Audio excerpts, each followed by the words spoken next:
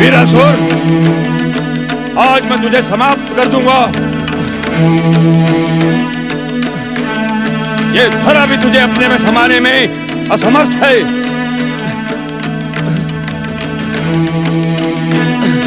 कहां तक भागोगे?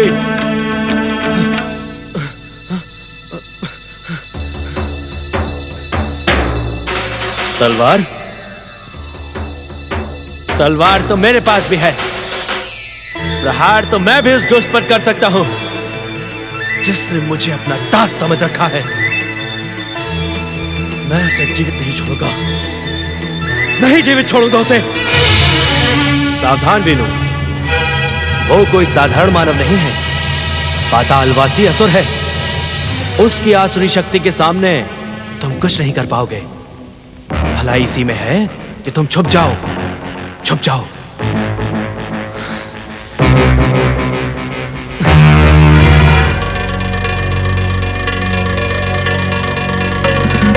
मुझ पर दया करें श्री गणेश, मुझ पर दया करें। साधु बाबा ने तो मुझे बताया था कि मेरे माता पिता चंद्रपुर में हैं, परंतु मैं बार बार चंद्रपुर का मार्ग भटक जाता हूं। मेरा मार्गदर्शन करें श्री गणेश, मेरा मार्गदर्शन करें। प्रभु, अब मेरा प्रहार तुझे जीवित नहीं छोड़ेगा। तूने मुझे अपमानित करने का प्रयास किया दुष्ट। मैं तुझे अंतिम चेतावनी देता हूं। अपनी भूल की क्षमा याचना करते हुए कह कि मैंने जो कुछ भी कहा वही सत्य है। परंतु आप परंतु शब्दों से मेरी भयानक शत्रुता है। अब मैं तुझे जीवित नहीं छोड़ूंगा। ले, संभाल मेरे प्रहार को।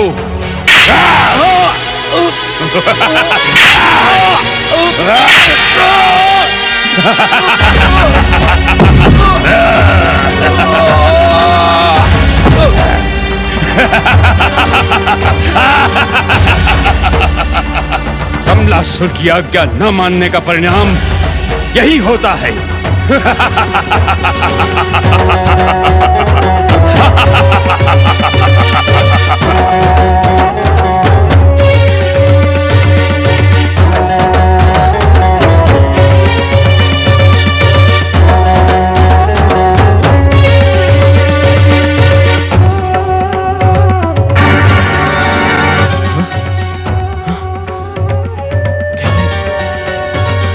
मेरा नहीं, मुझे किसी भी मूल्य पे इसकी प्राण रक्षा करनी होगी।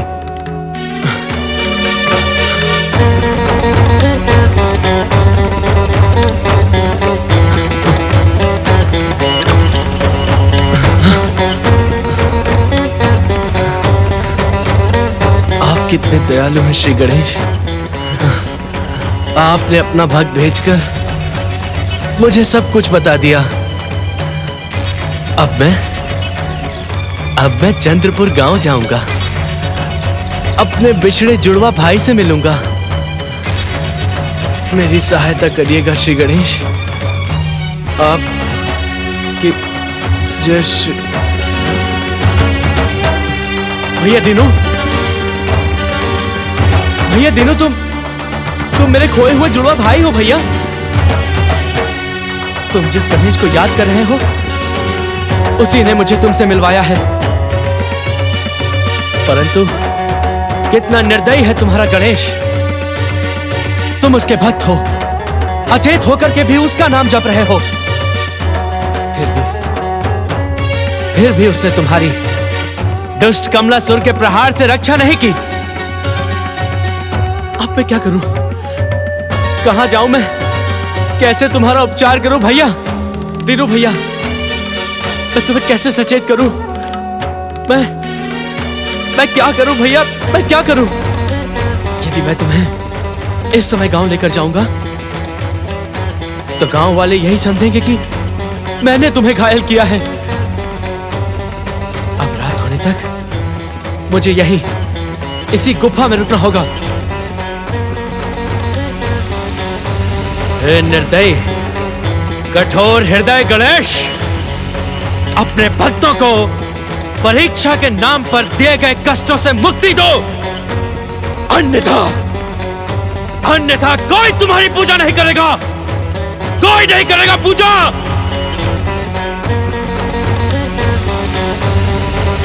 अब मैं मां जैसी देव की बुआ को क्या मुंह दिखाऊंगा? तुझे मेरी सौगंध भैया, मुझे और कलंकित न करवाना। ये गांव वाले तो मेरे नाम को भी अपशगुन मानते हैं। अब यदि तुम्हें कुछ हो गया तो मैं भी स्वयं को अशुभ मानने लगूंगा भैया, भैया, भैया।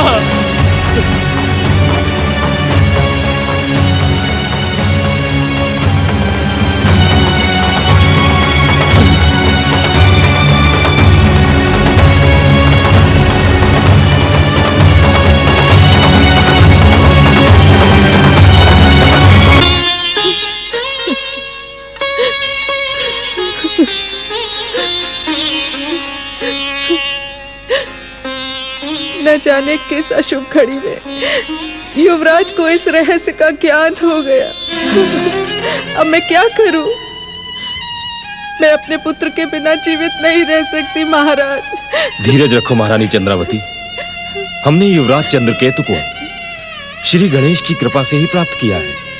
देख लेना, श्री गणेश कृपा ही युवराज को लौटा लाएगी। नहीं महाराज, मैं प्रतीक्षा नहीं कर सकती। मैं अपने आराध्य श्री गणेश जी के सामने सर पटक पटक कर अपने प्राण त्याग दूंगी। नहीं महारानी, आप इस प्रकार शोक न करें। युवराज ने मुझे वचन दिया है कि वे अपने माता पिता का पता लगाकर शीघ्र ही आपकी सेवा में लौट आएंगे। वचन तो उसने मुझे भी दिया था कि मुझे बिना बताए वो कहीं नहीं जाएगा। माता पिता और गुरु में कोई अंतर नहीं होता महारानी। युवराज आपसे नहीं तो राज पुरोहित जी से कह कर गए हैं। उसकी बात पर विश्वास करो, वो आएगा, अवश्य आएगा। ये खोखली सांत्वना है महाराज। मुझे पता है मेरा पुत्र अब नहीं लौटेगा। 20 वर्ष पहले खोए हुए माता पिता उसे कहाँ मिलेंगे? मेरे जीने का अब कोई आधार नहीं है। आपने बहुत कठिन परीक्षा ली है मंगल मूर्ति। मैं इस परीक्षा में सफल होने के स्थान पर अपने प्राण त्याग देना ही उचित समझती हूँ। शांत हो जाओ महारानी, शांत हो जाओ। महारानी, महारानी, महारानी चंद्रावती, महारानी। व्यग्र न हो महाराज।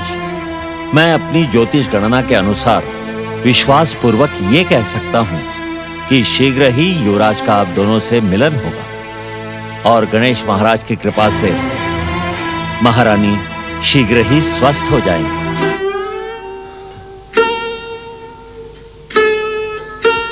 हमें आपकी ही कृपा का आश्रय है श्री गणेश। मेरे पुत्र चंद्रकेतु की रक्षा करना, उसकी मनोकामना पूरी करना मंगल मूर्ति। महारानी के मन को शांति प्रदान करना।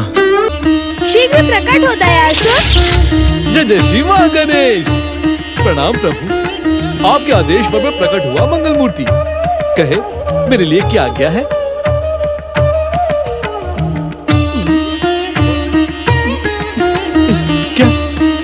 क्या इस समय मेरे लिए कोई आदेश नहीं है मंगल मूर्ति? क्या मुझे आपके आदेश का भ्रम हुआ था? मौन न रहे गौरी पुत्र, मौन न रहे। कृपया मेरा मार्गदर्शन करें।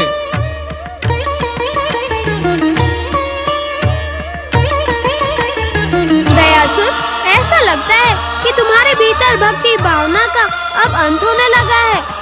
जिस आसुरी तत्व से तुम्हारा निर्माण हुआ वह पुनः उत्तेजित हो रहा है। ऐसा आरोप क्यों विनायक? पातालवासी दैत्यों के समान तुम भी गहरी नींद में खोकर अपना कर्तव्य भूलते जा रहे हो। अब हम ये सोचने पर विवश हो गए हैं कि अपने भक्तों की सहायता का कार्य तुमसे न करवा के हमें स्वयं ही करना होगा। नहीं नहीं मंगल मूर्ति, ऐसा न कहे। मैं तो आपकी आज्ञा का पालन करने के लिए सदा ही तत्पर रहता हूँ। मैंने आपके परम भक्त युवराज चंद्रकेतु का मार्गदर्शन किया, आपकी आराधिका देवकी को आश्वासन दिया, कमलासुर की कुसंगति में पड़े विनु को उसके अपराध का ज्ञान करवाया और उसके बाद किसी गुफा में जाकर पातालवासी दैत्य और दानवों के समान गहरी नींद में सो गए। और नींद में भी सोए तो ऐसे कि तुम्हें इस बात का ध्यान ही नहीं रहा कि युवराज चंद्रकेतु का क्या हुआ। उसके वियोग में तड़पती तड़पती महारानी चंद्रावती को कितना आघात लगा। देवकी का दुख किस सीमा तक जा पहुंचा। मैं अपनी भूल नहीं, अपराध के लिए लज्जित हूँ श्री गणेश। आप मुझे दंडित करें, प्रताड़ित करें, परंतु मेरी उपेक्षा न करें। मुझे इन चरणों की भक्ति में पड़े रहने दे। मुझे क्षमा करें श्री गणेश, मुझे क्षमा करें। तुम्हारी भूल क्षमा के योग्य नहीं है दयासुर। भक्त के जीवन में भूल का स्थान नहीं होता। अब तो विश्वास करने योग्य गणेश भक्त नहीं रहे। नहीं मंगल मूर्ति, नहीं, ऐसा कठोर दंड न दे मुझे। मेरी श्री गणेश भक्ति पर संदेह न करे गौरी पुत्र श्री गणेश। मुझ पापी का उद्धार करने वाले दया निधान श्री गणेश, मुझ पर अपनी दया दृष्टि बनाए रखे। मुझे गणेश भक्तों की सहायता करने का आदेश दे गौरी पुत्र श्री गणेश। नहीं, अब हम तुम्हें कोई आदेश नहीं देंगे। जो करना होगा वो हम स्वयं करेंगे। तो क्या तुम हमारी ओर से स्वतंत्र हो। भक्ति से प्राप्त शक्ति द्वारा तुम्हें अपने भविष्य का मार्ग ढूंढना होगा दयासुर। अपनी बुद्धि का प्रयोग करके गणेश भक्तों की सहायता का कार्य यदि तुम करते रहे तो पुनः हमारी कृपा के पात्र बन जाओगे। हे प्रभु, हे गौरी, हे मंगल मूर्ति, मुझे क्षमा कर। हे परम देव श्री महागणेश, मुझे क्षमा कर, मुझे क्षमा कर दे। आप कहाँ हैं गौरी पुत्र श्री गणेश? माता पार्वती आपकी प्रतीक्षा कर रही है मंगल मूर्ति। जय जय श्री महागणेश।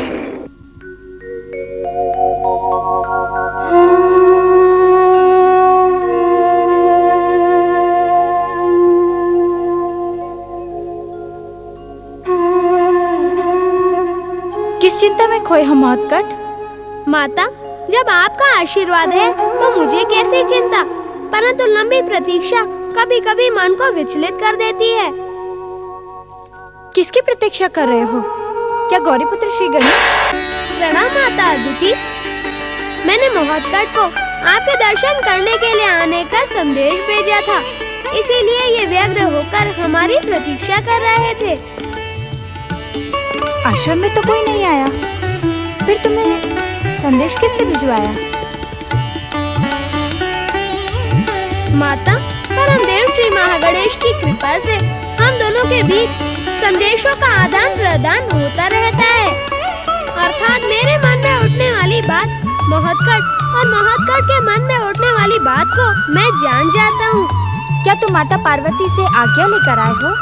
माता, अब गौरी पुत्र ने ये निश्चय कर लिया है कि वे माता पार्वती से कहे बिना कैलाश से कभी अदृश्य नहीं होंगे। और तुम भी मुझसे आज्ञा लिए बिना कहीं नहीं जाओगे ना? माता अदिति, जब आप महोत्कट को अपने से अलग करना ही नहीं चाहती तो फिर जाने का तो प्रश्न ही नहीं उठता। क्यों महोत्कट? गौरीपुत्र, तुम्हारे मन में मुझसे किसी आवश्यक विषय पर चर्चा करने की भावना जागी थी। किस विषय पर? माता अदिति, ऋषिवर कहीं दिखाई नहीं पड़ रहे हैं। आजकल वर्षा ऋतु है ना, इसलिए वन में सरलता से अनेकों जड़ी बूटियाँ और औषधियाँ मिल जाती हैं। ऋषिवर उन्हें नियमित एकत्र करते हैं और उन्हीं औषधियों से आसपास के ग्रामवासियों की सेवा करते हैं। धन्य है ऋषिवर और धन्य है उनकी सेवा भावना। तुम दोनों आपस में चर्चा करो, मैं मोदक बनाकर लाती हूँ।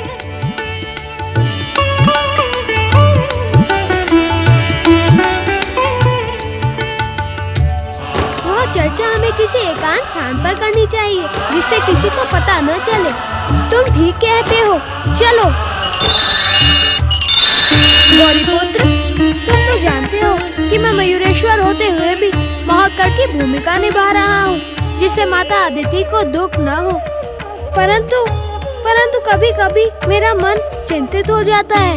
किस बात को लेकर चिंतित हो जाता है तुम्हारा मन?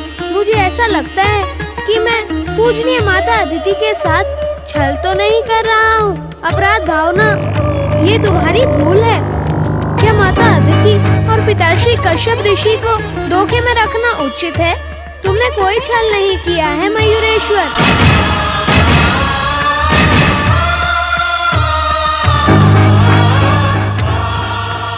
नहीं, तुमने कोई अपराध किया है। फिर इस प्रकार तुम्हें चिंतित होने की कोई आवश्यकता नहीं है। हम सब परम देव श्री महागणेश की इच्छा से अपनी अपनी भूमिका निभा रहे हैं।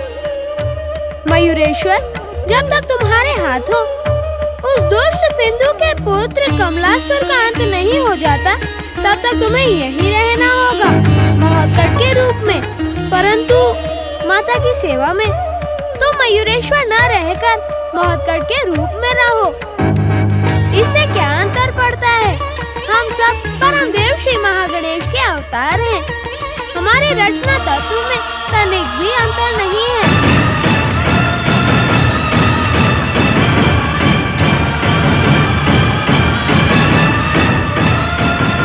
इस बात की याद तो तुम्हें भी होगी गौरीपुत्र, कि महादेव ने भी हमें समय के साथ माता अदिति के सामने इस रहस्य को खोल देने की आज्ञा दी थी।